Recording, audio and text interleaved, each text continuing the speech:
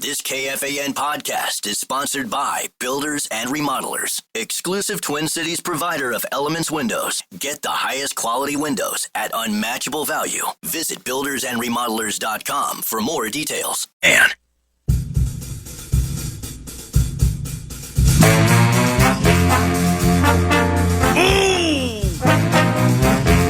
you homer! 9 to noon. Just listen. Good stuff. Time for two more.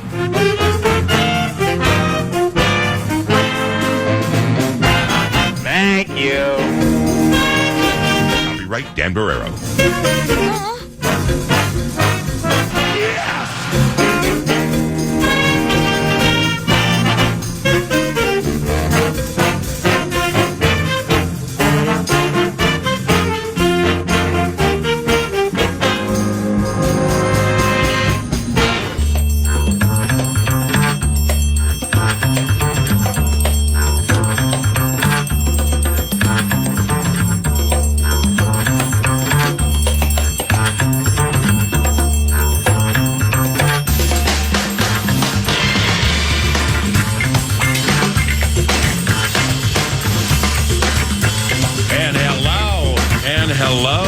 Beautiful Monday in the neighborhood.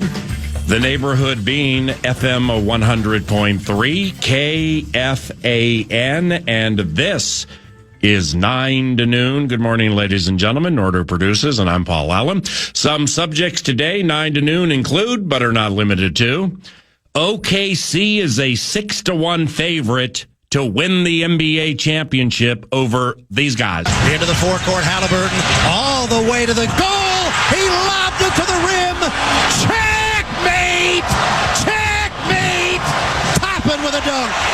Sweet baby. 6-1 favorite to beat the Indiana Pacers.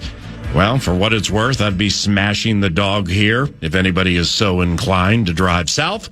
Young Parker in studio at 11 to help us handle all that. Edmonton is a tepid favorite over the Florida Panthers in the Stanley Cup finals. And Mick Tocchet is here about 10 o'clock to preview all that. And chew on this bad boy for a second because it's the Tuesday talkback on a Motown Monday. Pro sports. NFL, NBA, NHL, MLB. To be a head coach, which is the easiest and which is the hardest and why? We realize it's what 9 to noon does, and it's something you have come to expect.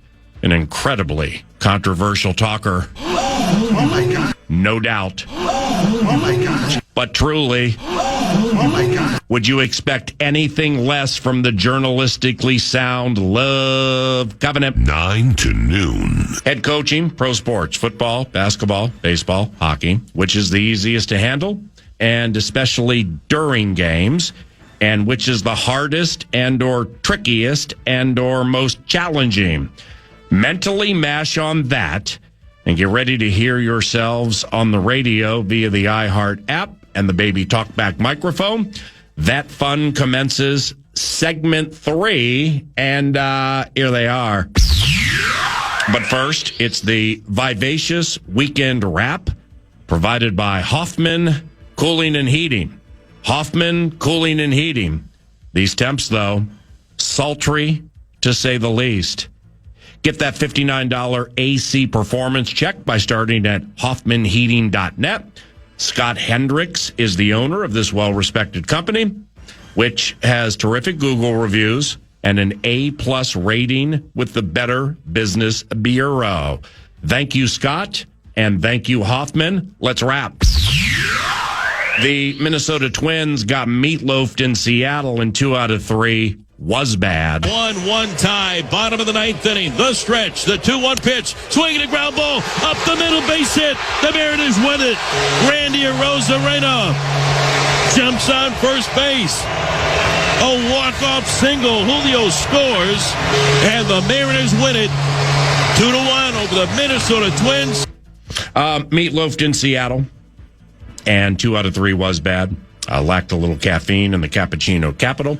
New schoolers, used to be an artist named Meatloaf, God rest his soul, did a song called 2 out of 3 ain't bad.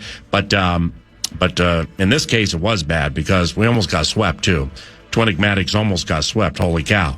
Down 3, top 9 Friday, rallied for the W and lost a couple of spine tinglers Saturday and Sunday.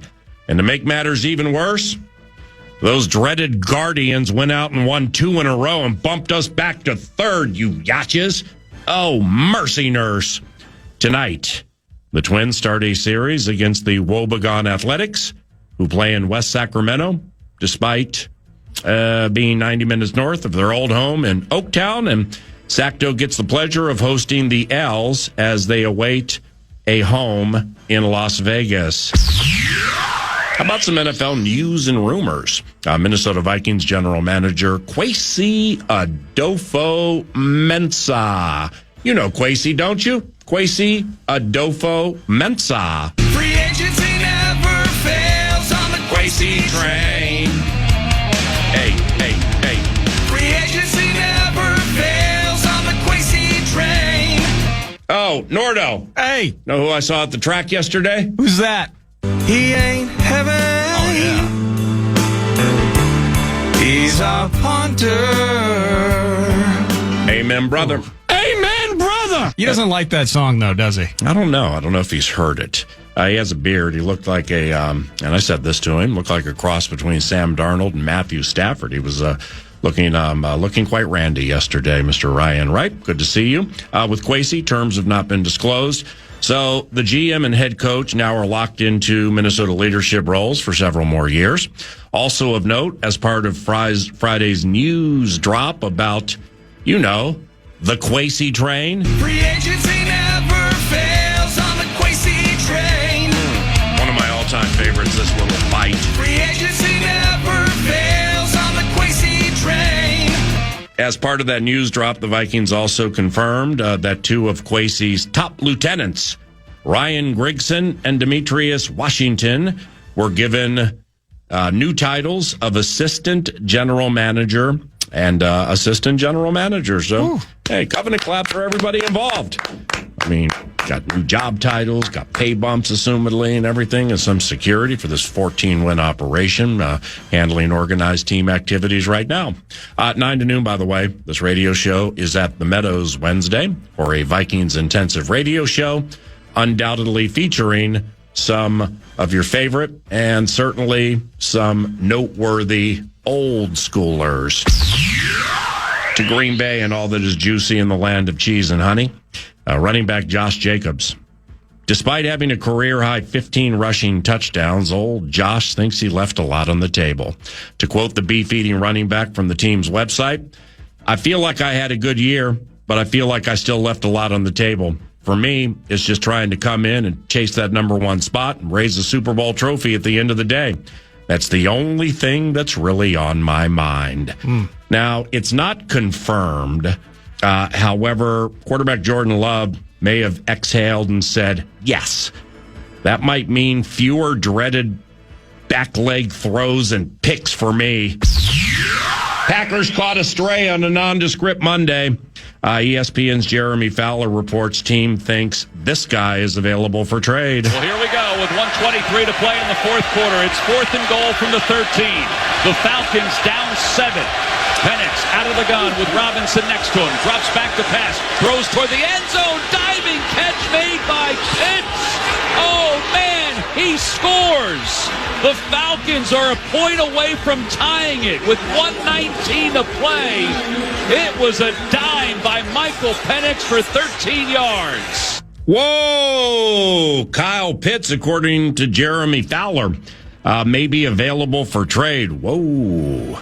Kyle Pitts, long and strong, but is he ready to get it on? I mean, the 4th overall pick in the 2021 has 10 TDs in 61 games, including a career high 4 last year. Career high 4, you say? 4 or 1 fewer than a New Orleans stalwart, game-changing tight end, Foster Moreau. I always love that one. New England and the Giants are mentioned as potential suitors, and Pitts is owed $10.9 million this season. And the weekend wrap, courtesy of Hoffman Cooling and Heating, closes thinking a little bit about the sky. Here come the Titans now from their own 25. Jags 31, Titans 17. Matt Castle drops the throw, throws the left side. That ball is intercepted. Jalen Ramsey, 15, 10, 5. Touchdown! A pick six for Jalen Ramsey. And the Jags are pouring it on the Tennessee Titans. Matt Castle, though. Oh! Hey. Oh, yeah, that's right. The con. Producer, Nordo, you're markedly better with the SPO-Track thing than am I. I forgot to ask you via the text machine this morning. Can you please look at Jalen Ramsey's contract and figure out that dead money thing? Because here's the deal. Well, I did read an article that 18 of it, because it's now post June 1st, 18 of it gets shoved to 2026. That's a key. And so as we look at it right now, what's 2025? His cap hit is listed as 16.6. That's his current, that would be his current 2025 cap hit. Right. Okay. 18 of it dead, pushed to 2026. Here's what I need the learned con to unveil. Okay. Because if you look at the dead money, okay, now we got that minus 18 post June 1. Funny, It's June 2nd. So people can machinate on this now if they are so inclined. That dead money, man, over like 3 years, that might be up around $80 million. And I'm like, damn. Oh, my God. However, Jalen Ramsey supposedly is there for the taking if looking for a post-June 1 corner. And look here, it's June 2nd. If the Minnesota Vikings think they are a corner short for the 2025, they probably could trade for a player. Dolphins defensive coordinator Anthony Weaver basically said, paraphrasing a quote I read over the weekend, old Jalen won't be on the Dolphins. And as a matter of fact, was seen playing basketball in Anaheim yesterday while the Dolphins were preparing for organized team activities. So let me get this straight. Jalen is in Anaheim, which of course means he's probably signing with the Los Angeles Rams. That's the speculation. The team with whom he won a Super Bowl and did so with Kevin O'Connell on the old blue and gold staff. Jalen Ramsey in that dead cap, what do you say? Well, as of now, I'm still seeing it. If he is traded, his cap number in 2025 for any team would be 16.6, and the dead money moving forward would be just 18. So for the whole thing, I believe for the whole thing, if he's cut the dead money, the dead money is $18 million. Yes, so that's what it would cost, and maybe you re-rig that thing, throw a couple of void years on the back end, spread out the dead cap over 3 or 4. Yeah. And you have Jalen Ramsey on your team. Let me ask you this.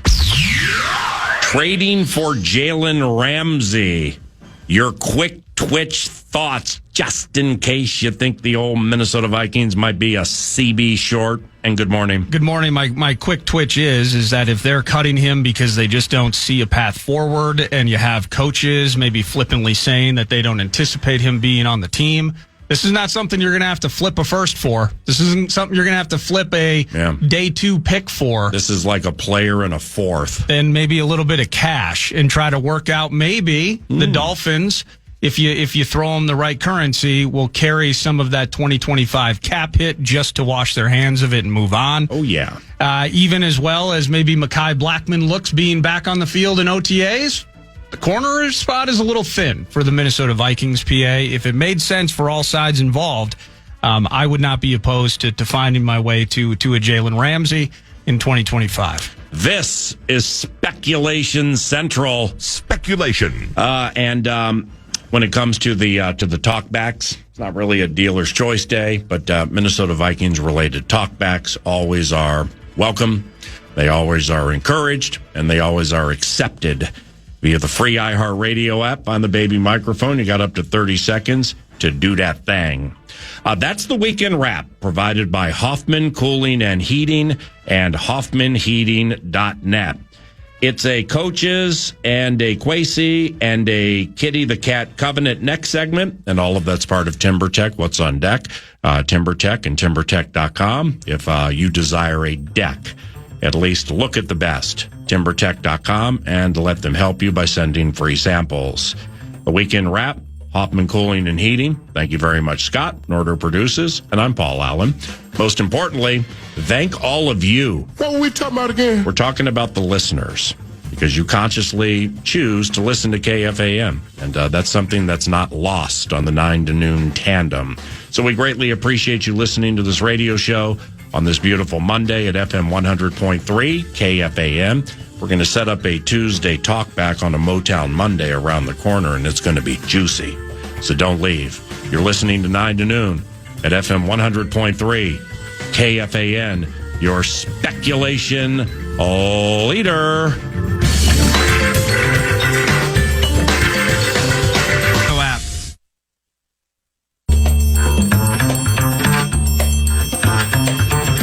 Entertain me. That's the plan. Hey, hot take for you.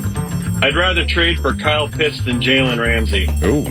Let's just say the Falcons have been dealing with some player development-related terrorism these past couple of years. I think we could get Pitts on the cheap, and I could see KOC unlocking him in this offense. Goal, baby.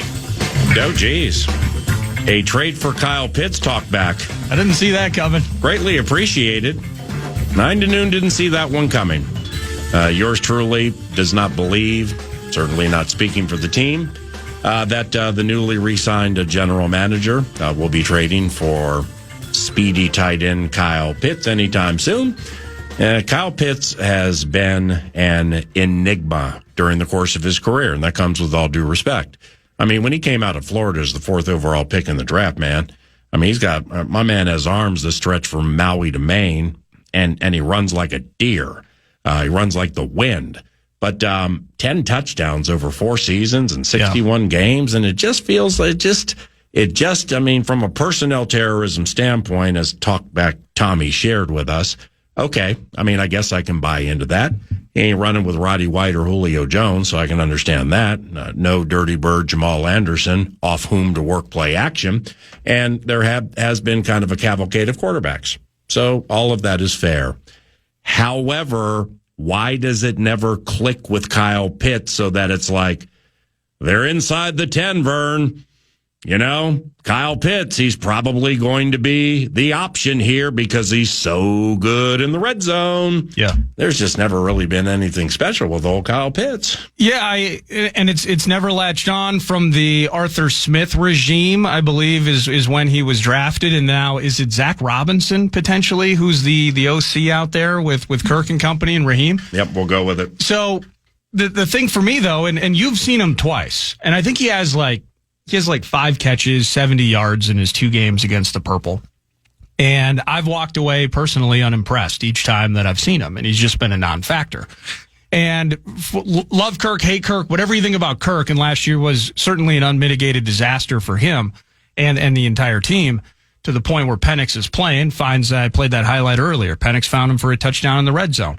One of his career record 4 in a season through 4 years. On par with the great Foster Moreau. I mean, Aldrick Robinson showed up off the street and gave us 5 or 6 that one year. So, but that's a great example. Kirk Cousins, love him, hate him, none of that matters. Yeah. One thing Kirk Cousins is going to do is find the guy that makes him the plays. He wants Nookie Blanky. He wants somebody that's consistent, somebody that he's confident in, and he'll throw for 4,000 yards with that guy all day. And he's found numerous receivers during his time with the Purple. Why is Ray McLeod getting more targets and receptions than your former 4th overall pick? Fair. So there has to be a reason for that.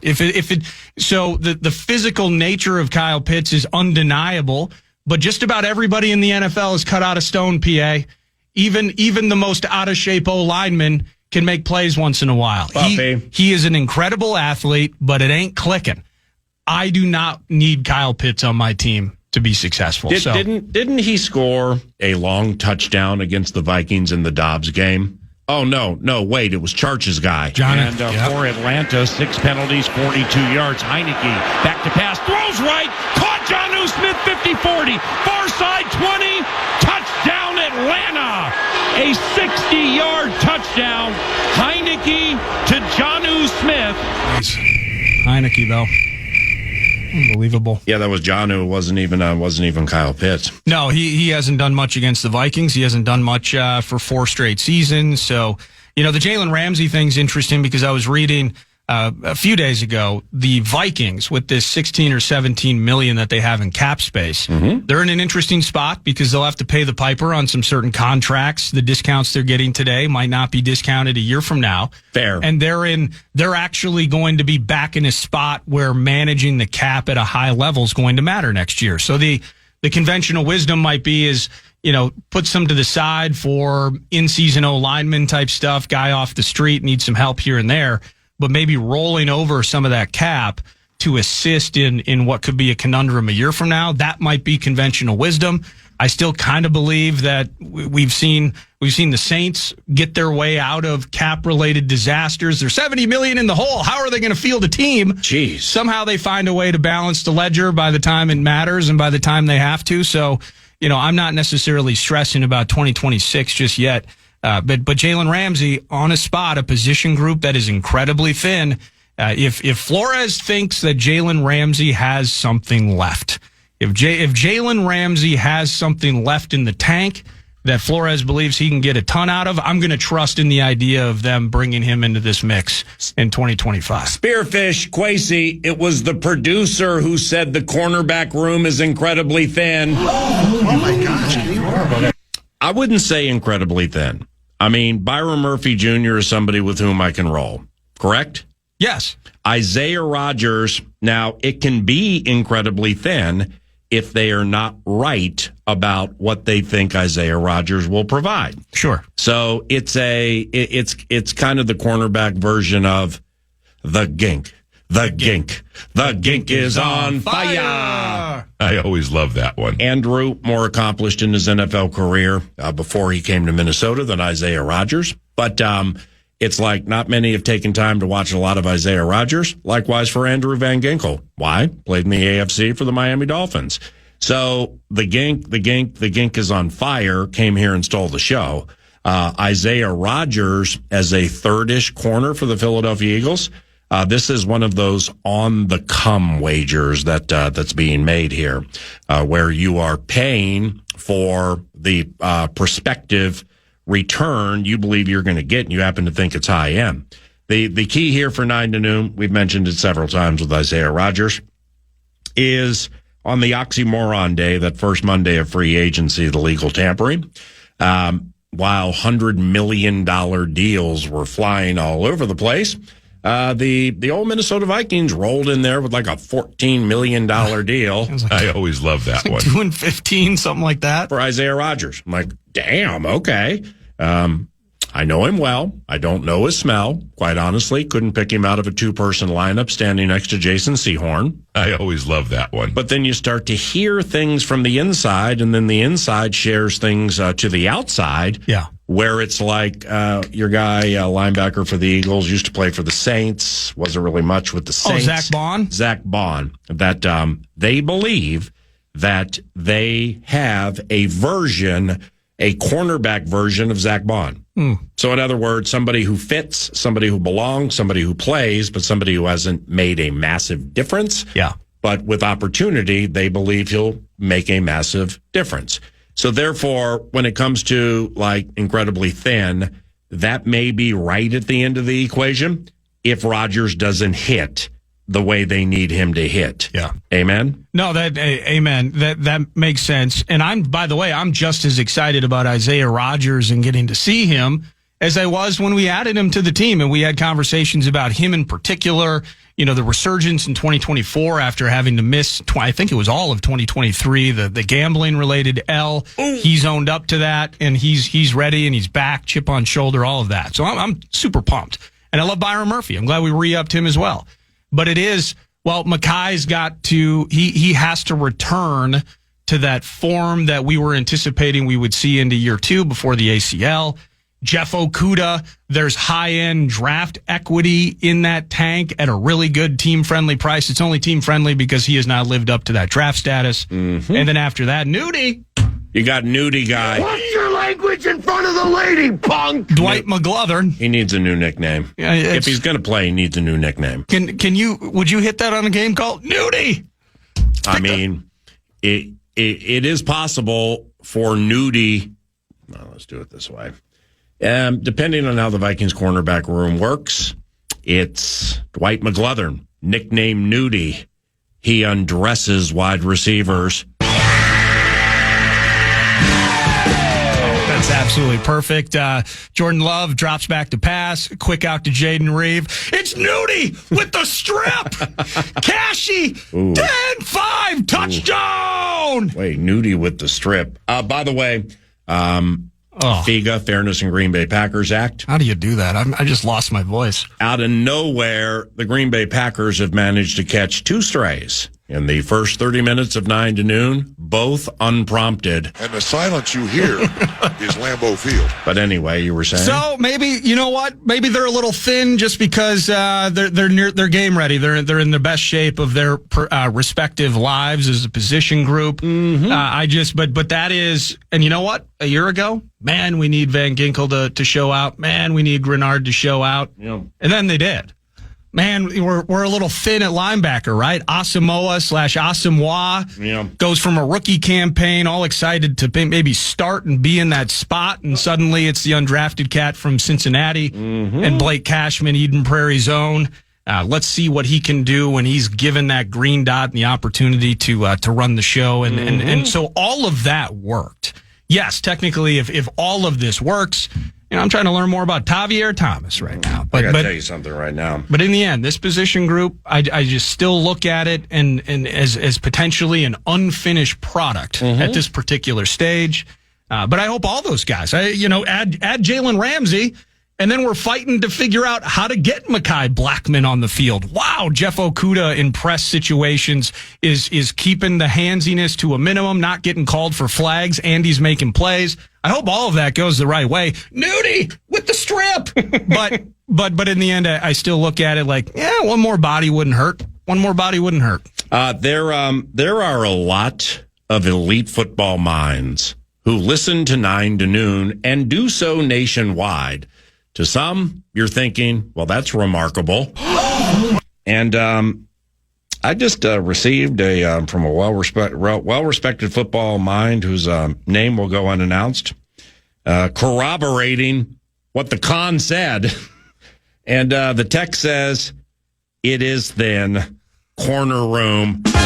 Come on, man. It's June. So the reason we go down the road hard on the name Jalen Ramsey is because it's June 2nd.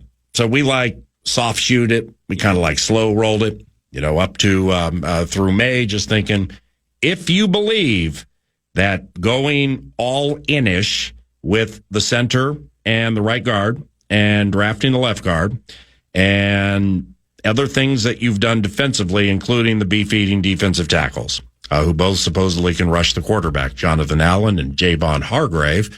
If you believe there's kind of a Super Bowl or bust approach to this team, the question that we've posed, and now it's June 2nd, and Jalen Ramsey is going to be traded or he's going to be cut. So he's going to be available.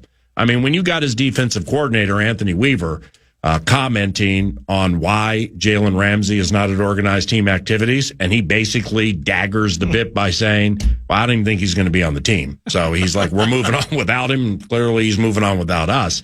And I'm paraphrasing all of that, but it's accurate with what Weaver's approach was. The young man's going to be available. Yeah. So then now you get to, all right, Byron Murphy Jr. He ain't gonna, and I'm not saying Ramsey's not better than these guys. This is just how it works. Ramsey ain't playing over Byron Murphy Jr. Ramsey ain't playing over Isaiah Rodgers. So now you, with Mekhi Blackmon off the ACL, Nudie guy, and while you were gone, Alec Lewis of The Athletic, theathletic.com, one of our very favorites. Yeah. He wrote a snippet about some of the college free agents the Minnesota Vikings have. And there's a corner from Utah. I can't remember his name. He's a college free agent.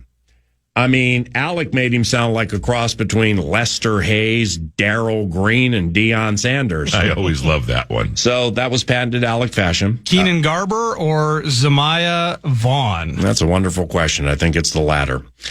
Whichever one is tallest and has the longest arms. Because when I watched organized team activities yesterday. Yeah, he's 6'2". Or last week, that is. I was like, who dat?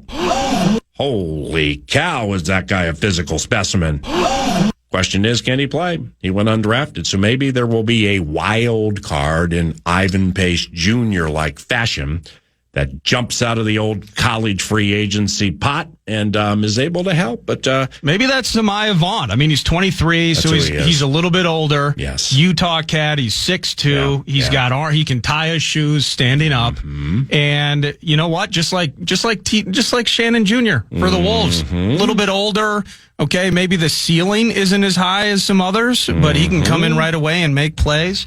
Right next to Nudie. Well, it's my response was when I saw him, the corner that we had, he was in and out. Used to play for New England, played for the Bears a little bit. Joanne something. Joanne Jones. Yeah. No, Joanne Johnson, Joanne James, Joanne PFT. PFT. But that guy, Joanne Williams. Joanne Williams. I mean, a physical specimen. You know, but he never played. He never was able to crack the lineup. So, you know, you just have to keep in mind when you see these players specifically out of shoulder pads and out of the armor from the Gridiron Gospel, you have to make sure if they look like Tarzan, make sure they don't play like Jane.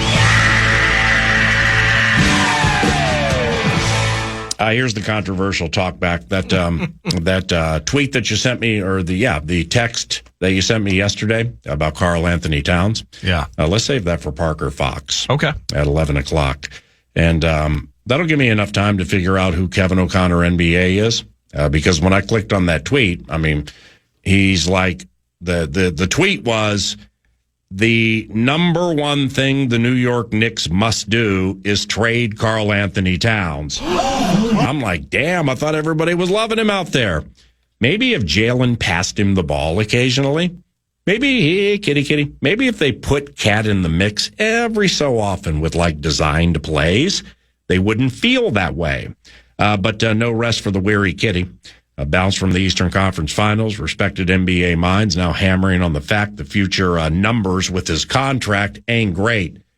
9 to noon could have told you that a half year ago.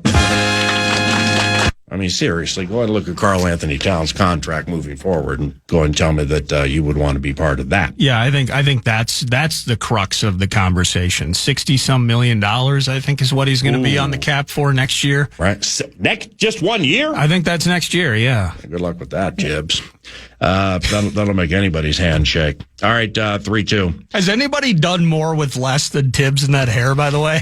I mean, that is the... Carl. And I say this hypocritically as I myself am entering into potential comb-over territory. I mean, it's just, I'm going to have to make a decision. You ain't going to do a wraparound. I'm going to have to make a decision. I mean, I got hockey hair to the max here, but on top, it is going, and it is going in a hurry. Yeah. But the way Tibbs can manage, just style that little tuft, yes. just those strands, that doll hair that he's got up there in limited supply. Ow. Nobody's made more with less than Tibbs in his hair. This is the love covenant. Emphasis on the word love. So like 20 minutes from now, when Mick Tockett is in studio, we will remind you that within the Micheletti family, there have been times that some have had kidney problems and family members have given them a kidney. Yeah. Well, that's love in the love covenant.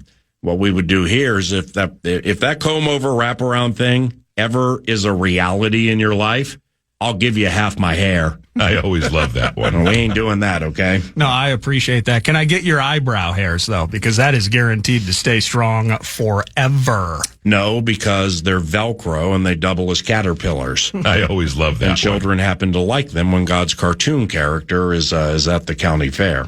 All right, 3-2. Talkbacks on this, please. And we're not going to get too deep into it. It's kind of a throwaway Tuesday talkback on a Motown Monday, but I was thinking about it a little bit yesterday, getting ready for the Sunday 7 at CBY. And here it is.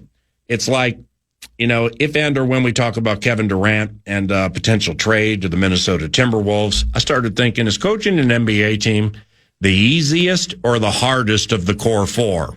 Hockey coaches, easiest or hardest of the four? Same with the NFL and MLB. Which head coaching job is the easiest and or the hardest? So here, of course, we have Kevin O'Connell, Chris Finch, John Hines, and Rocco Baldelli. Which sport is easiest and or hardest to coach, to be a head coach, and everything that goes into it, and why? Talkbacks, baby. Best way to find that talkback machine would be how? Free iHeartRadio app, and you're already listening to us on that app, and we appreciate you for it. You'll see a little microphone there on our splash page, and you hit that microphone, give us up to your best 30 seconds, and then it sends it to me. I play it on the air. You get to hear yourself talk on the radio, and you give us elite opinions that we will potentially steal later. Do you have a hardest and an easiest answer? Quick twitch. Quick twitch for me. I believe that the hardest, and I have different criteria, so it won't be quick twitch. Maybe next segment. Mm-hmm. I think the easiest at this stage would be Major League Baseball, and I believe that the most difficult would be the NFL. We're in lockstep. Are you? Free iHeartRadio app for the talkback machine. Think it out. NFL, most players, the personnel changes play after play. You got run, you got pass, you got pass, you got run. Oh, by the way, we need special teams too. And special teams in the preseason when you got 90 some odd players. I mean, you talk about a freaking rodeo on the sideline. I always love that one. You got people like Matt Daniels running up and down the sideline looking for somebody to run out there because they forgot what they're supposed to do. Why? Because they know they're not going to be on the team in 2.5 weeks. Now they're covering some kick or punt with 10 people. I always love that one. So like coaches deal with that rodeo too. D1, now this is the core four of pro sports. Yeah. But honestly, I mean, Division I college football coaches, they make a lot of money. Seems like a super cool job. But it seems like the fattest L of the whole thing here with this transfer portal and the NIL leveraging. And 9 to noon is pro NIL.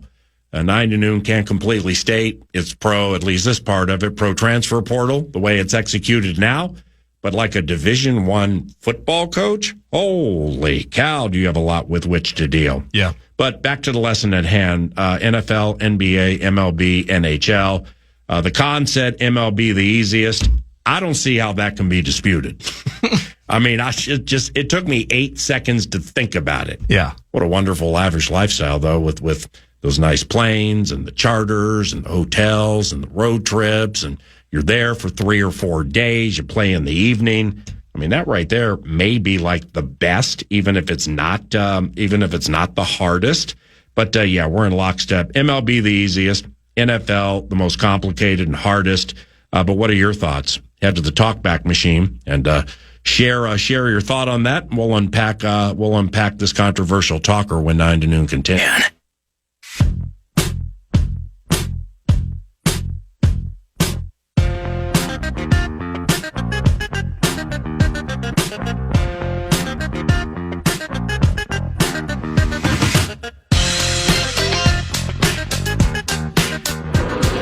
Hey, PA and Nordo, this is Art from Blaine. I think it's 1A, 1 being the NFL, 1A being Major League Baseball. As a former baseball player, the grind of having to play that many games. Fair. And your defense and your offense are always the same guys. Yeah.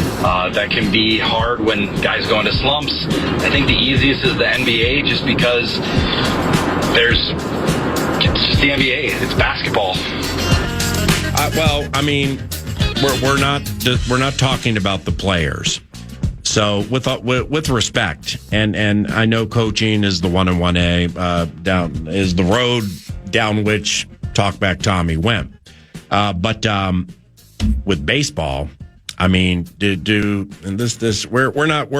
having fun. We're not here to offend anybody. Yeah. But in baseball, do they even practice? I always love that one. I mean, there's the batting cage before the game. You got fungo back guy. You have PFP guy, pitcher's fielding practice, but that's probably back at Fort Myers or in training camp, in spring training, I mean. But, I mean, if I'm oversimplifying this, free iHeartRadio app, baby microphone, Talkback Tuesday on a Motown Monday. You fill out the lineup card, you know who the pitcher is. And when the pitcher starts to get a little wonky and get a little weird, well, you have a pitching coach. And it's the pitching coach who generally walks out first, covers his mouth like anybody's really going to read his lips, and they figure things out. Then if it doesn't work, manager comes out. Manager raises left or right arm, in comes bullpen guy.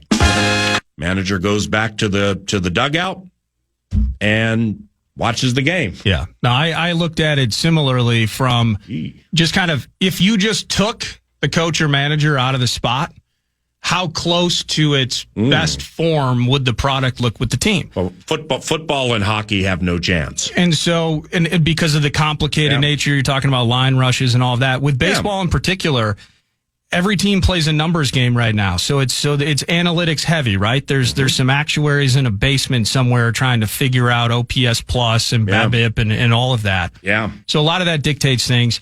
You know, little adjustments maybe in a daily lineup, the human aspect, keeping things together over the course of a long season. But if you put the players together, you know, Correa knows where he's going to play. Yeah. Royce and Buxton, these guys know what position they're going to play. Yeah, they know Luis Castillo 72% of the time throws a splitter after throwing 2 fastballs. So they got to remember that. Maybe the manager has to remind them. So you'd still need the nerds to offer the report on a daily basis. But in the end, you know, pitchers could get together and create their rotation as long as people are honest. You know, Pablo at the top, and you know, all the way down, we're working our way to Zebby Matthews.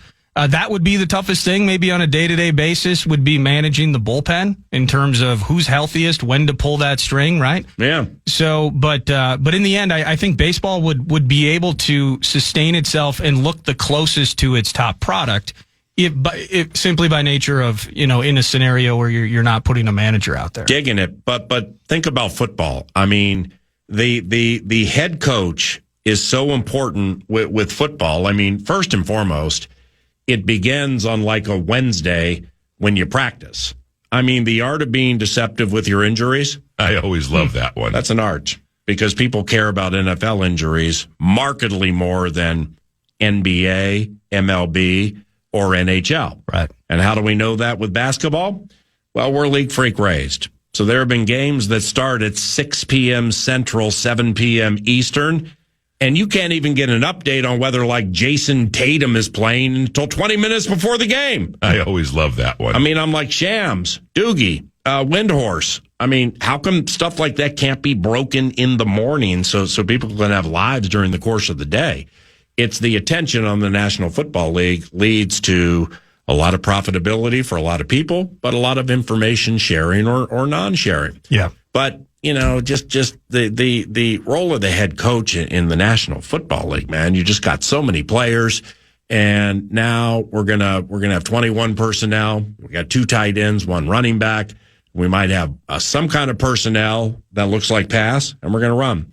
And then we show our passing personnel, we run. We show our running personnel, we pass. Defensively, you feign like you're going to blitz, and then you back off and do a Tampa 2.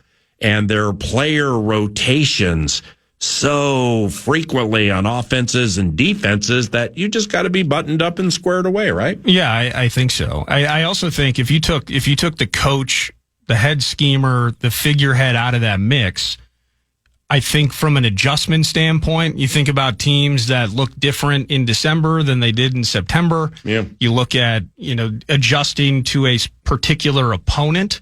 I mean, ultimately, in the end, you put this roster together and every quarterback's calling their own plays. You know, who's going to tell Aaron Jones, like, dude, I need you for 17 games here. Yeah. You got to chill. Yeah, baseball managers aren't in the ears of pitchers until 15 seconds left on the pitch clock, you know, saying fastball, slider outside. Sure. You know, so that it limits what they're doing from the dugout. So I like this talk back here because the NBA is curious to me. Me too. Jason from Ramsey here, talking about the coaching. I think the easiest to coach is actually the NBA, followed by baseball, then hockey, then football. The NBA, because it's just a 5-man game and 1 or 2 guys are the ones that make you look good or bad. Fair. Case in point, Luke Walton going 24-2 or something with the Warriors when Kerr was sick. So God rest the soul of Bill Walton, but your son just caught a stray. Yeah, I understand that. Well, and if you think about it, so how much? So the NBA, what if this is on a spectrum where the NBA can you as a coach can go from the least important, like a mid-December game, you're getting blown out by 26. I like how you put it, man. Everyone's just thinking about the weekend, but then in the stronghold of a playoff game, in the biggest moments, pulling the right strings on the Kason Williams types. Pulling the timeout at the right spot, drawing up plays, singular moments, avoiding just the ultimate of isolation hero ball situations. An NBA coach can become, he can go from absolutely pointless to the most important guy, I think, in the swings of specifically a playoff game. And that's under the assumption NBA players listen to the coaches. No love for my Golden State Warriors? With Dwight McLeodern. Nicknamed Nudie, second-year cornerback for the Minnesota Vikings. I got a tweet here from David Hussey Daddy. David, what's going on, man? Thank you very much for the tweet. I think you got it, too.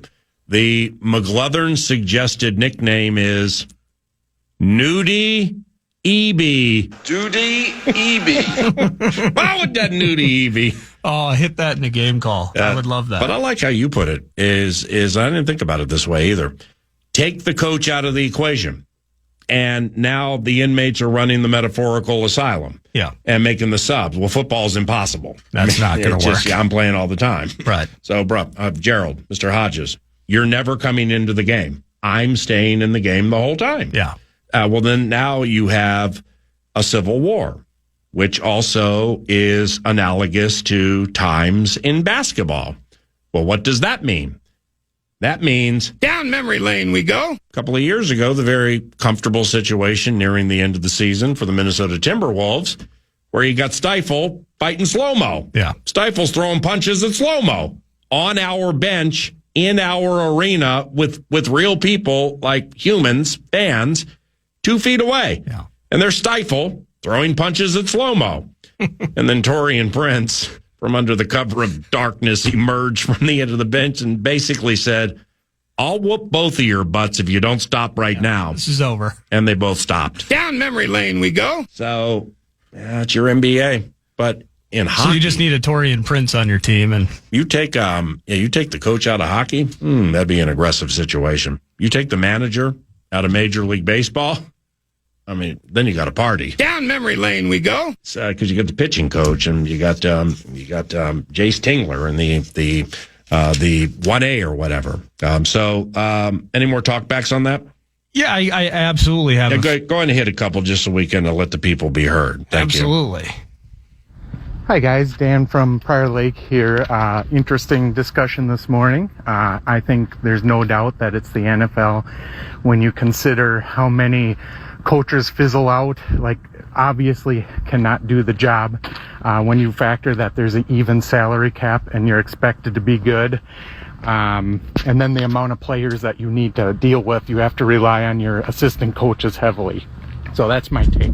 Appreciate you, man. And Prior Lake, go crazy. One correction. This talker is not interesting. It's controversial. It's analogous to what you expect from 9 to noon. Somebody else needs to be heard on the radio other than Nordo and yours truly, and here's a talkback. Hey, PA. I think, without a doubt, the easiest sport to coach of the Big Four is Major League Baseball. Bingo. Think about it this way. When was the last time you ever heard somebody talk about how hard it is to get the timing down between the throw from the shortstop to the first baseman, or, how long it took to gel, getting a ball from left field to the cutoff man? Yeah, my man giggled at his own. He's right. I always love that one. I mean, when have you ever left a World Series saying, well, I honestly, I don't know what they would have done without Don Mattingly. Oh, my gosh. Joe Torre. Who knew? Who knew? I mean, he just won the World Series with all of these unbelievable moves where he didn't change his lineup for 4 games. With football, you hear it a fair amount. Basketball, you hear it some too, but it's harder to explain. It's interesting, like Nordo put it, like Dagnalt for Oklahoma City. Everybody's on his jock. He does a lot of wonderful things. Well, there are some things that I can point out that he did against the Minnesota Timberwolves that helped win the series, including game number 1 and the final game. And this is the way I put it when we were at the Omni for the owners' meetings, is you guys like to shoot threes, and everybody knows that. You happen to think you're better at it than I do. And I don't happen to think your reserves are very good at it. Kitty. So go ahead and shoot as many as you want. And you're going to cut your nose off to spite your face. And he was right. McTockett next, 9 to noon.